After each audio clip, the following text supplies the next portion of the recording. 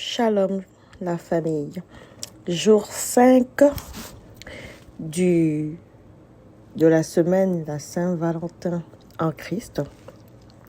Nous allons lire aujourd'hui la lettre 5, la 5e lettre de notre Seigneur. Cette lettre qu'il écrit à l'église de Sardes. Lisons tout de suite. Bonjour Saint-Esprit d'abord. Oui, je dis lisons tout de suite, mais il faut quand même que je te salue. C'est un plaisir de partager avec toi cette lettre que tu as écrite il y a tant d'années et qui, comme hier, est encore bonne aujourd'hui et sera bonne encore demain. Merci pour le fruit que cette lettre contient. Merci pour la puissance de délivrance que cette lettre contient. Merci pour la grâce que cette lettre contient. Merci pour tout ce pain que nous allons déguster avec toi à cette table. Merci pour tout le vin que cette lettre possède, que nous allons partager encore à cette table. Merci pour ton amour déversé à travers ces mots pour ton épouse. Alors nous allons écouter l'époux, parce que l'époux a tant à dire sur son épouse. 5e lettre à l'église de Sardes, écrit à l'ange de l'église de Sardes. Voici ce que dit celui qui a les 7 esprits de Dieu et les 7 étoiles. Je connais tes œuvres. Je sais que tu passes pour être vivant et tu es mort. Sois vigilant et affermis le reste qui est près de mourir. Car je n'ai pas trouvé tes œuvres parfaites devant mon Dieu.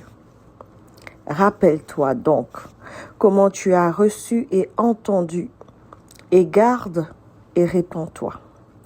Si tu ne veilles pas, je viendrai comme un voleur et tu ne sauras pas à quelle heure je viendrai sur toi.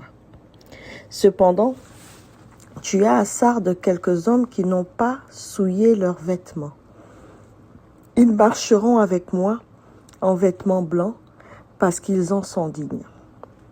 Celui qui vaincra sera revêtu ainsi de vêtements blancs. Je n'effacerai point son nom du livre de vie et je confesserai son nom devant mon Père et devant ses anges. Que celui qui a des oreilles entende ce que l'Esprit dit aux églises. Cette lettre, on va se dire qu'elle est vraiment pas facile. Elle est dure. Mais elle a ceci de merveilleux que c'est une lettre qui va droit au but, comme d'habitude. C'est une lettre qui te parle à toi qui t'es éloigné, à toi qui es dans des œuvres non parfaites, toi qui es dans des œuvres qui ne sont pas des œuvres de paix, toi qui fais les œuvres du malin, toi qui es dans des œuvres qui te conduisent même vers la perdition, toi qui es dans des œuvres qui fait dire à notre Seigneur, à ce merveilleux époux qui pardonne tout, que si tu ne te répands pas, il va même effacer ton nom du livre de vie. En fait, il te dit que ton nom n'est pas encore effacé du livre de vie. J'aimerais que tu retiennes ça parce qu'il dit « À celui qui vaincra, je n'effacerai point son nom du livre de vie. » Est-ce que tu veux rentrer dans cette victoire aujourd'hui? Parce qu'il dit « À celui qui vaincra, je n'effacerai point son nom dans le livre de vie. » Il dit que dans cette église de Sardes, on retrouve encore dans cette église de Sardes des hommes dignes qui porteront le vêtement blanc que lui-même va prendre pour revêtir l'homme, digne de le revêtir. Le vêtement blanc, ce vêtement que l'on revêt lorsque on est pardonné de nos péchés, lorsqu'on s'est repenti, lorsqu'on est purifié. J'aime cette merveilleuse adoration qui dit « Blanc, plus blanc que neige, blanc, plus blanc que neige, lavé, lavé par le sang de l'agneau.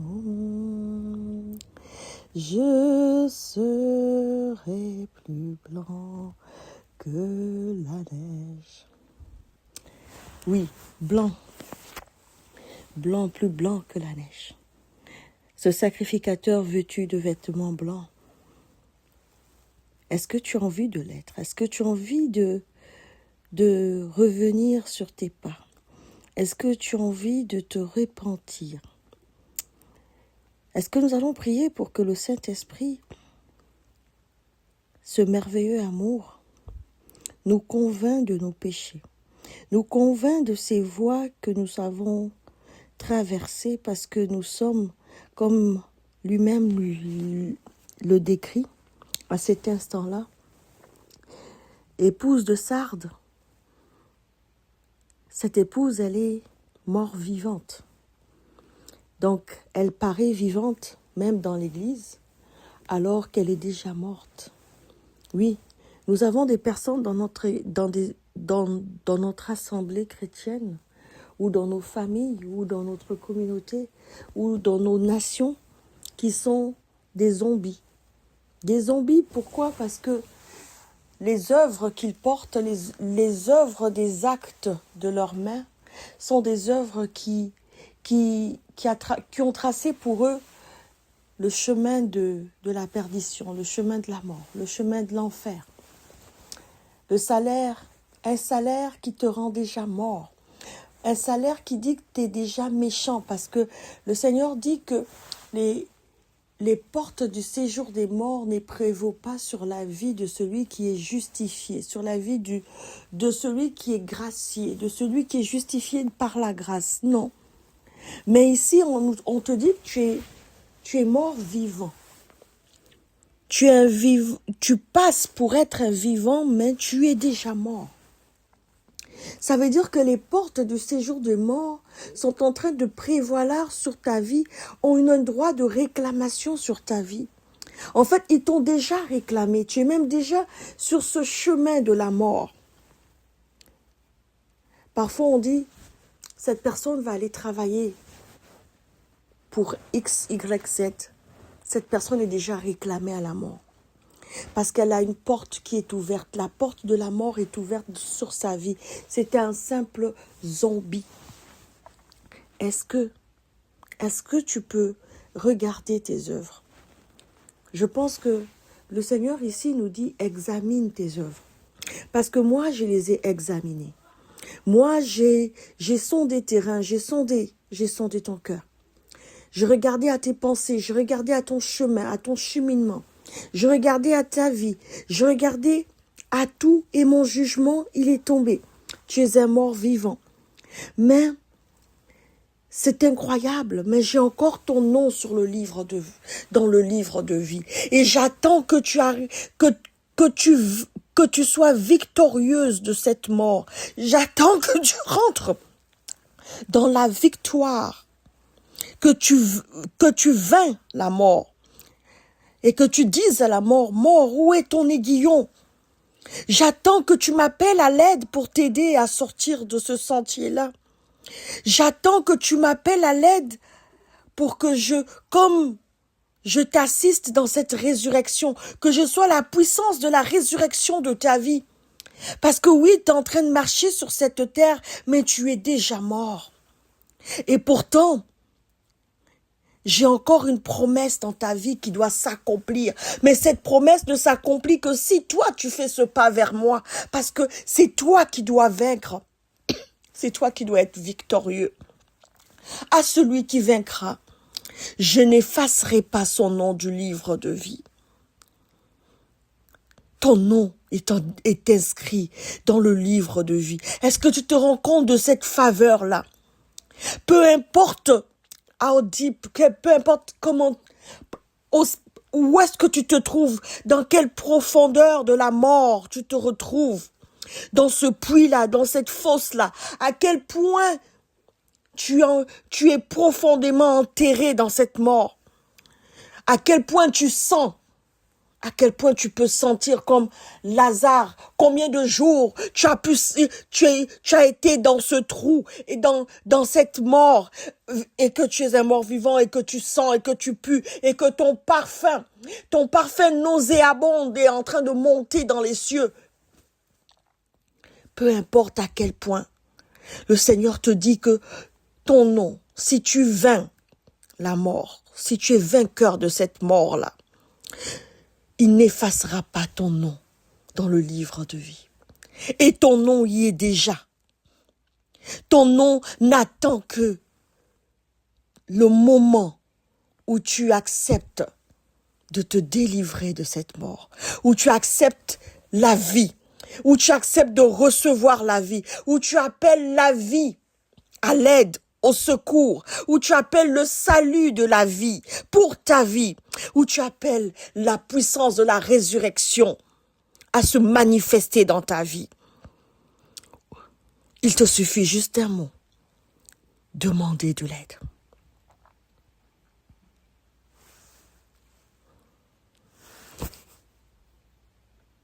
Tes œuvres ne sont pas parfaites devant Dieu. Tes œuvres ne sont pas parfaites. Mais le Seigneur te demande de te repentir. Si tu te répands, si tu en es conscient et que tu te repens, la promesse est encore la tienne. Son oui et amen dans le livre de vie pour ton nom est encore d'actualité. Cette robe blanche, cette sanctification de ta souillure est encore possible parce que tu auras appelé à la repentance, à la rédemption. Tu aurais demandé, tu aurais prié, supplié,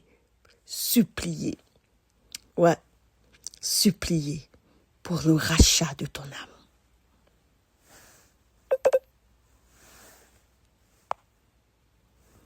Est-ce que tu veux le faire?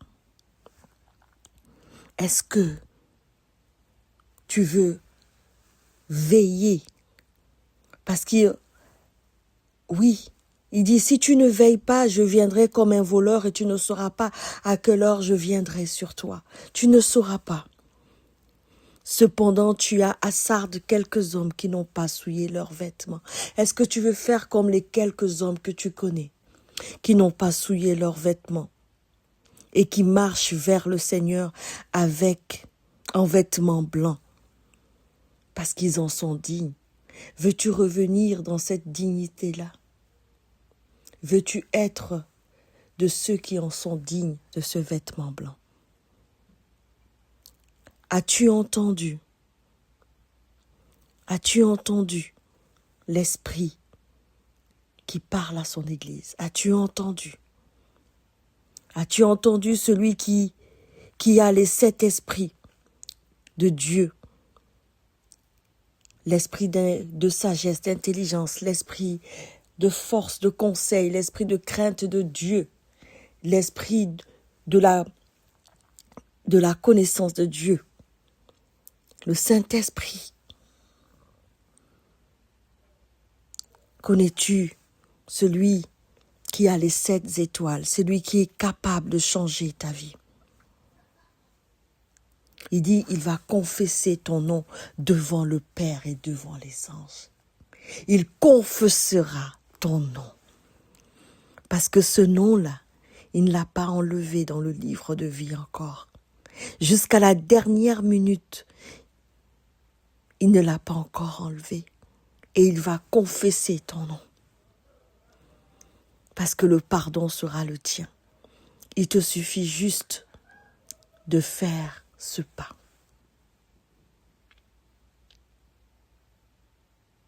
Le sang de l'agneau est là pour toi. Veux-tu que le sang de l'agneau plaide pour toi? Mon fils me disait un jour, il était là, assis à côté de moi, j'étais dans mon lit, et puis mon fils était en train de prier comme on le fait souvent dans des litanies. Et puis là, il disait, sang de Jésus, prie pour moi. Sang de Jésus, prie pour moi. Il répétait ça tout le temps, tout le temps, tout le temps. Et puis là, je me demandais, mais qu'est-ce que mon fils est en train de raconter? Et puis là, j'ai dit, et puis là, j'ai écouté, et puis là, j'ai entendu. Sang de Jésus, prie pour moi. Sang de Jésus, prie pour moi. Sang du Christ, prie pour moi. Oui. Et là, je me suis dit, oui, quelle belle prière, quelle magnifique prière. Mon fils a des prières magnifiques. Un jour, je faisais ce rituel de purification des pieds parce que Jésus a lavé les pieds de ses apôtres. Donc, parfois, je fais ce rituel avec mes enfants. Et puis là, je dis à mon fils, fais une prière pour maman parce qu'on prie les uns pour les autres.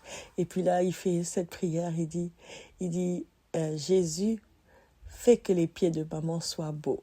C'était la plus belle prière. Elle est tellement courte, mais elle est tellement efficace.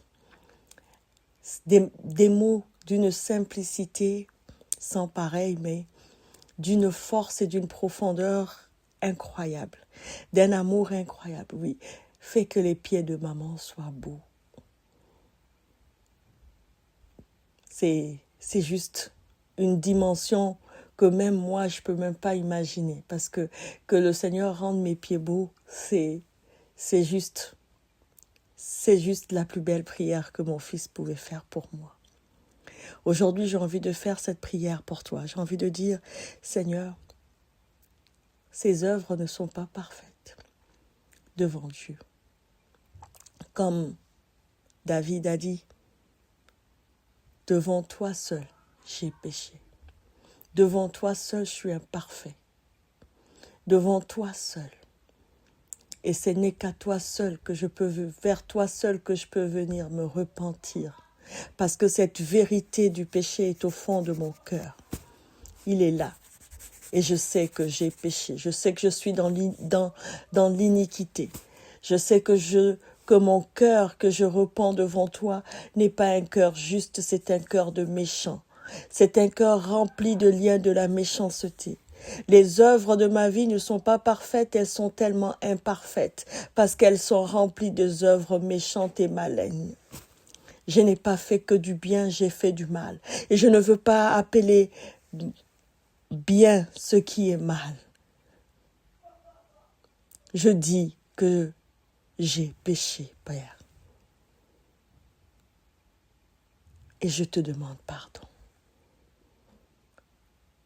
Je ne sais même pas où. Parfois, tu n'en es même pas convaincu de ce péché-là. Mais est-ce que tu peux seulement faire cette prière? Et le Seigneur se chargera. Le Saint-Esprit se chargera, lui qui te montre toutes choses. Quand David dit, sonde mon cœur et dis-moi. Le Saint-Esprit te dira, qu'est-ce qu'il faut que tu changes? Le Saint-Esprit te convaincra des chemins de la mort. Le Saint-Esprit te convaincra que tu es un être, que tu es cet être qui passe pour être vivant, mais qui est mort. Et il te convaincra de cela. Pourquoi? Il te montrera. Là où toi-même tu n'as pas pu voir, le Saint-Esprit ouvrira tes yeux et te montrera. Il le fera pour toi. Parce que il a encore ton nom dans le livre de vie. Et qu'il veut encore confesser ton nom devant le Père. Oui, ton époux veut encore le confesser devant le Père et les anges. Parce que ton époux veut que tu sois victorieux. Ton époux veut que tu saisisses la victoire qui a été la sienne et qu'il te donne.